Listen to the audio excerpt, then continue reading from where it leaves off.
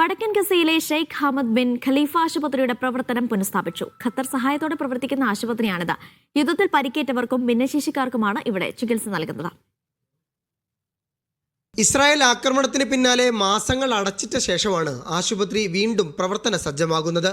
Qatar fund four ഡെവലപ്മെന്റിന്റെ സാമ്പത്തിക സഹായത്തോടെയാണ് ആശുപത്രിയുടെ പ്രവർത്തനം. വടക്കൻ ഗസയിൽ CT സ്കാനർ സംവിധാനമുള്ള ഏക ചികിത്സാ കേന്ദ്രമാണിത്. Prosthetics, audiology and balance, physical rehabilitation എന്നീ ഡിപ്പാർട്ട്മെന്റുകളും സജ്ജമായി. ഖത്തർ അന്താരാഷ്ട്ര സഹകരണ വകുപ്പ് സഹമന്ത്രി മറിയം അൽ മിസ്നദാണ് ആശുപത്രി സേവനം പുനരാരംഭിച്ചതായി അറിയിച്ചത്.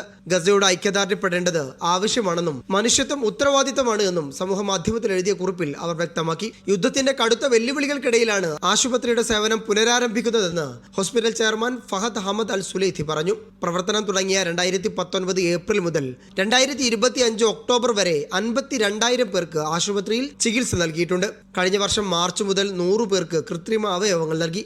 9,000 പേർക്ക് ഓഡിയോളജി സേവനവും ലഭ്യമാക്കി. Media 1 Doha.